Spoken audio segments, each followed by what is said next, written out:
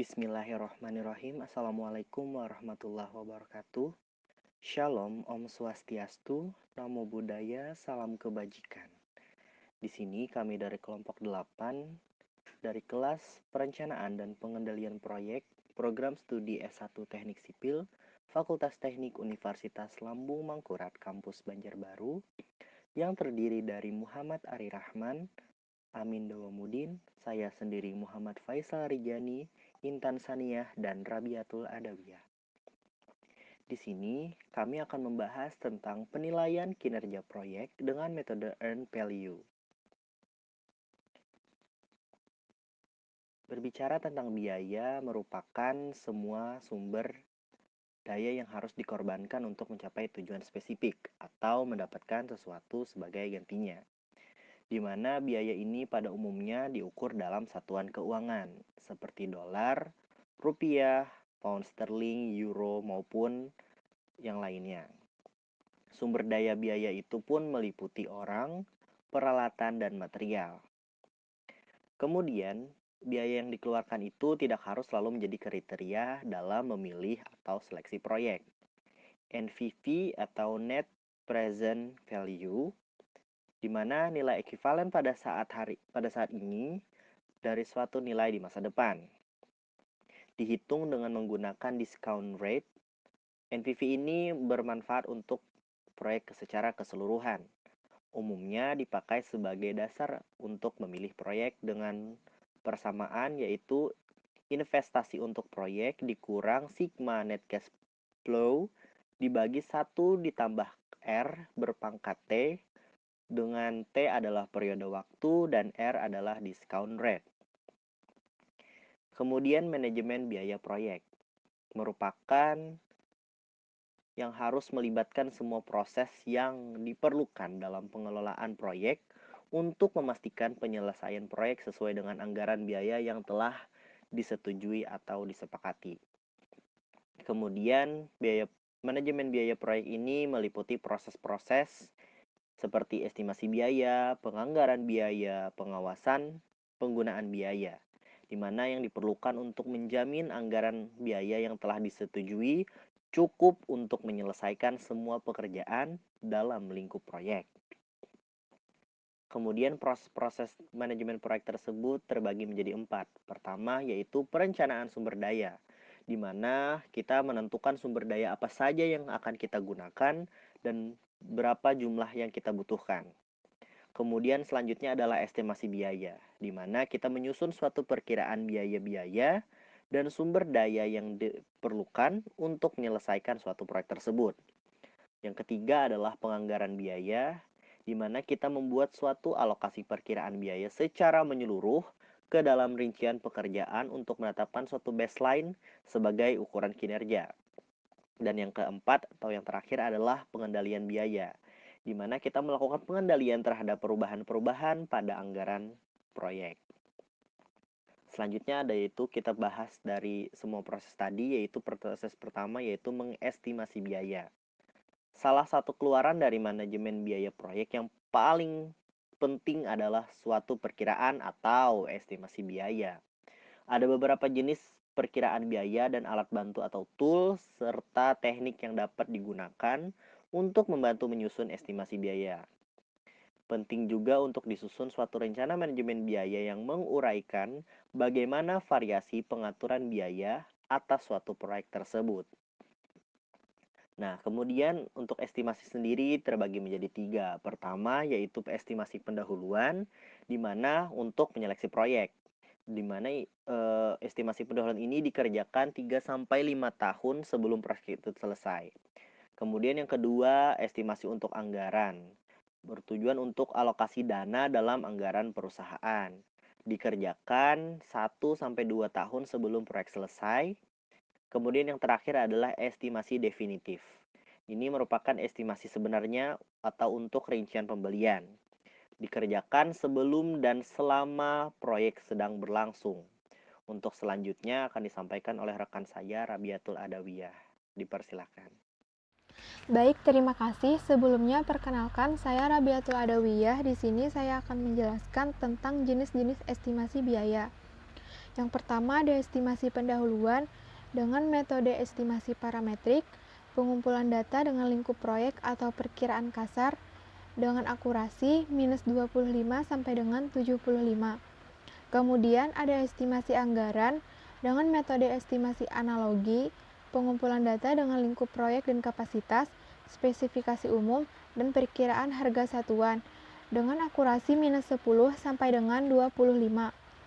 Kemudian ada jenis estimasi anggaran biaya definitif dengan metode estimasi data proyek, pengumpulan data dengan rencana proyek, penawaran, spesifikasi, dan harga satuan, dan akurasi dari minus 5 sampai dengan 10. Kemudian, masukan dalam mengestimasi biaya. Yang pertama, ada faktor-faktor lingkungan perusahaan. Estimasi biaya memperhatikan atau menggunakan kondisi pasar, basis data komersial. Kemudian, aset proses organisasional, mencakup kebijakan estimasi biaya, template, file proyek informasi historis, pengetahuan tim proyek, pengalaman proyek-proyek sebelumnya. Kemudian, pernyataan cakupan proyek mengandung informasi tentang persyaratan produk proyek yang diperlukan dalam mengestimasi biaya. Kemudian, WBS dan penjelasannya atau dictionary WBS untuk mengorganisasi estimasi biaya dan menjamin bahwa semua pekerjaan telah diestimasi biayanya. Kemudian, rencana manajemen proyek memuat keseluruhan rencana untuk pelaksanaan, monitoring, dan pengendalian proyek termasuk rencana bagian-bagian proyek. Nah, di sini ada contoh cost estimate, ada WBS item yang pertama yaitu project management, yang kedua ada hardware, yang ketiga ada software, yang keempat ada testing, kemudian yang kelima ada training and support, dan yang keenam ada reserve. Kemudian, piranti dan teknik dalam mengestimasi biaya. Yang pertama, keahlian tenaga ahli, kemudian estimasi dengan analogi, yang ketiga menggunakan biaya satuan sumber daya, yang keempat model estimasi parametrik, yang kelima bottom up estimating, kemudian ada perangkat lunak, kemudian analisis dokumen lelang vendor, kemudian analisis cadangan, dan biaya kualitas. Kemudian, hasil proses mengestimasi biaya. Yang pertama ada estimasi biaya kegiatan, perkiraan kuantitatif biaya sumber daya untuk menyelesaikan kegiatan proyek, memuat ikhtisar biaya dan jabarannya. Detail pendukung memuat cakupan proyek dan penjelasannya, dasar-dasar estimasi, dan dokumentasi asumsi dan kendala. Kemudian rencana manajemen biaya menyatakan bagaimana rencana biaya akan dikelola, prosedur perubahan, dan lain-lain. Kemudian berbagai perubahan yang diminta. Nah, selanjutnya ada proses menyusun anggaran biaya. Menyusun anggaran biaya yaitu menyatukan semua estimasi biaya masing-masing kegiatan atau paket pekerjaan untuk disusun sebagai patokan biaya. Mengalokasikan semua estimasi biaya tersebut pada tiap paket kerja untuk membuat sebuah baseline atau agar dapat diukur kinerjanya. Kemudian, cost baseline merupakan budget pada tiap fase aktivitas yang digunakan oleh manajer untuk mengukur dan memantau kinerja biaya proyek. Kemudian, masukan menyusun anggaran biaya. Pernyataan cakupan proyek, WBS dan penjelasannya, estimasi biaya kegiatan dan rincian pendukungnya, jadwal proyek digunakan untuk melakukan agregasi biaya pada setiap periode, kemudian kalender sumber daya, dan terakhir ada kontrak, yaitu berkaitan dengan produk atau hasil apa saja yang telah dibeli dan berapa biayanya. Untuk selanjutnya akan dijelaskan oleh rekan saya. Ya, lanjut. Jadi, untuk piranti dan teknik menyusun anggaran biaya, yaitu yang pertama ada agregasi biaya, yang kedua analisis cadangan, yang ketiga yaitu estimasi parametrik menggunakan model matematik untuk memprediksi biaya total, yang keempat yaitu rekonsiliasi batas pendanaan. Jadi, untuk hasil penyusunan anggaran biaya dibagi menjadi beberapa bagian. Yang pertama yaitu patokan biaya cost baseline, yang kedua kebutuhan pendanaan proyek, dan yang ketiga yaitu rencana manajemen biaya yang sudah diupdate. Jadi untuk patokan biaya cost baseline yaitu anggaran yang dinyatakan menurut rencana waktu penggunaannya. Yang pertama yaitu disusun dengan menjumlahkan semua estimasi biaya yang akan dipakai dalam suatu periode waktu. Yang kedua umumnya dalam bentuk kurva S. Yang ketiga, anggaran yang dinyatakan pada rentang waktu proyek digunakan untuk mengukur kinerja proyek. Yang keempat, proyek besar dapat memiliki lebih dari satu cost baseline. Jadi di sini ada gambar contoh format rencana biaya proyek. Ya, di sini juga ada keluaran proses menyusun anggaran biaya, yaitu bisa dilihat di sini kurva S anggaran biaya planned value sama dengan VV untuk proyek dengan anggaran sampai 500 juta rupiah bisa dilihat. Dan kemudian di sini ada juga gambar keluaran proses menyusun anggaran biaya bisa dilihat. Yang kemudian yang contoh rencana biaya proyek bisa dilihat. Ya, untuk slide ke-21 lanjut lagi perencanaan pengendalian proyek. Terima kasih.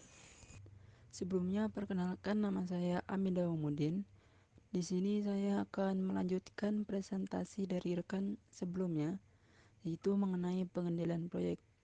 Dapat dilihat pada slide, pengendalian proyek adalah sistem yang mengatur semua kegiatan dalam proyek dengan tujuan agar semua terlihat berfungsi secara optimal, sehingga pelaksanaan tepat waktu sesuai dengan jadwal proyek serta membuat terkoordinasinya dengan baik agar dapat menghasilkan pekerjaan dengan kualitas yang sesuai dengan apa yang direncanakan. Kemudian, pengendalian biaya. Proses dalam pengendalian biaya termasuk yang pertama monitoring kinerja pembiayaan. Yang kedua, meyakinkan bahwa hanya perubahan yang tepat yang termasuk dalam baseline biaya yang direvisi. Yang ketiga, memberikan informasi pada stakeholder bahwa perubahan dapat mengakibatkan perubahan biaya pula. Earned Value Management merupakan salah satu alat penting dalam pengendalian proyek. Selanjutnya, Earned Value Management atau EVM. EVM adalah alat untuk mengukur kinerja proyek yang mengintegrasikan ruang lingkup, waktu, dan data biaya. Untuk menggunakan EVM, harus dibuat terlebih dahulu baseline atau original plan plus approved change. Dengan baseline dapat dievaluasi apakah proyek berjalan dengan baik atau tidak. Secara periodik, informasi aktual mengenai kinerja proyek harus diperbaharui sehingga pemanfaatan EVM dapat optimal. Selanjutnya, istilah-istilah dalam EVM, yaitu yang pertama ada planned value atau PV, adalah rencana porsi total estimasi biaya yang sudah disetujui untuk dikeluarkan pada sebuah aktivitas selama periode tertentu. Yang kedua ada actual cost atau AC, adalah biaya total langsung maupun tidak langsung yang digunakan dalam rangka menyelesaikan pekerjaan sesuai aktivitasnya selama periode tertentu. Yang ketiga ada earned value atau EV, adalah estimasi nilai pekerjaan fisik yang sebenarnya telah selesai berdasarkan rate of performance atau RP. RP merupakan perbandingan pekerjaan yang selesai terhadap pekerjaan yang rencananya diselesaikan dalam waktu tertentu.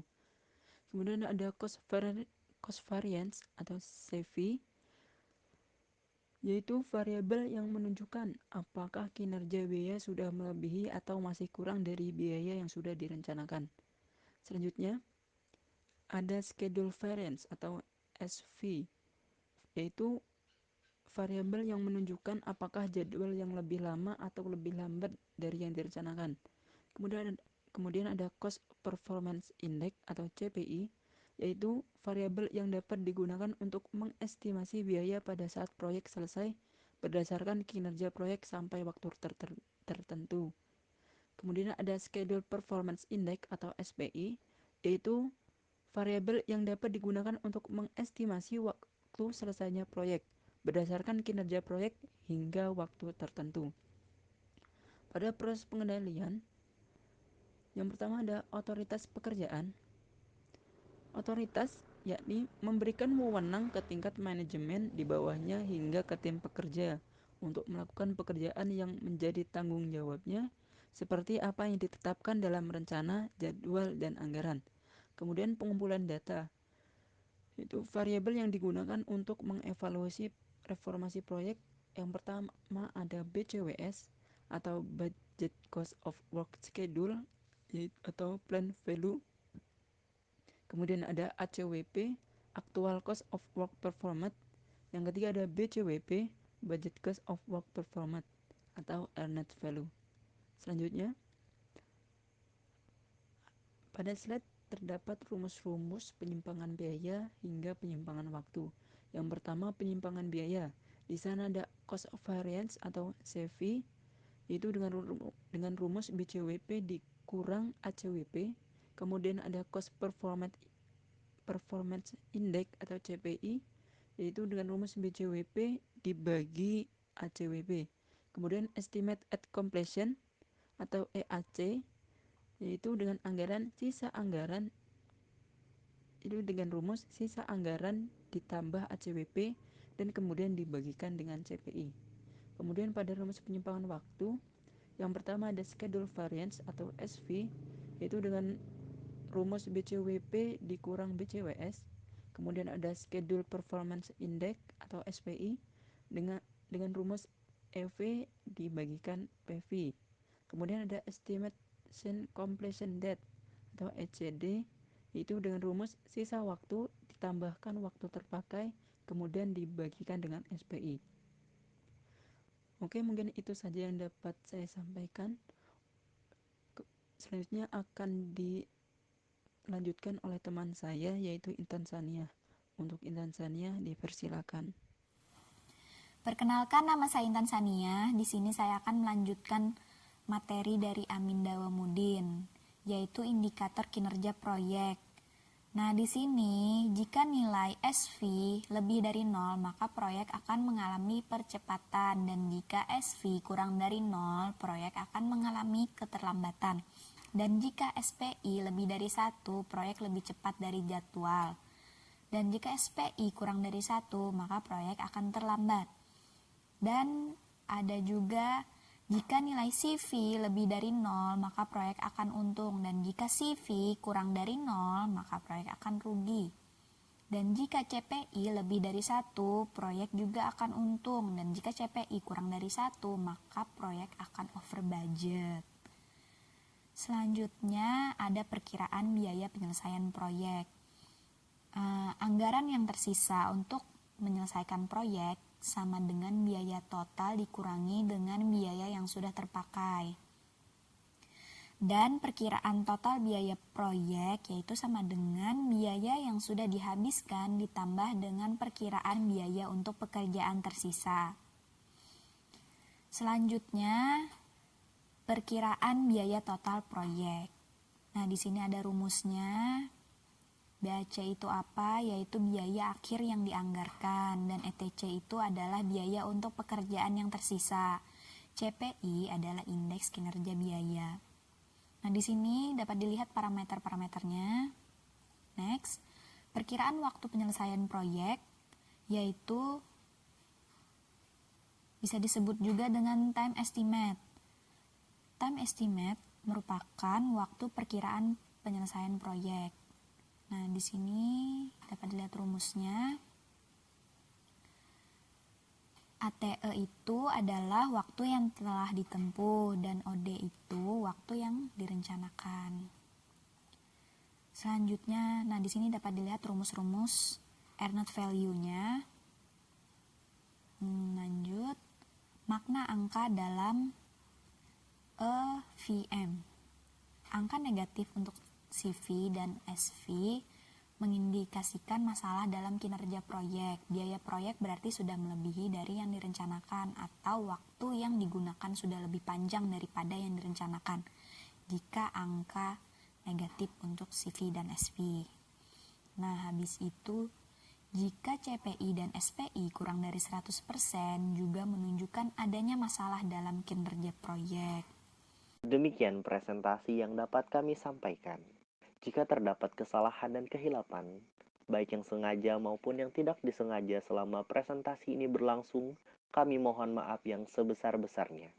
Jika ada pertanyaan yang ingin disampaikan kepada kami, dipersilahkan untuk menuliskannya pada kolom komentar.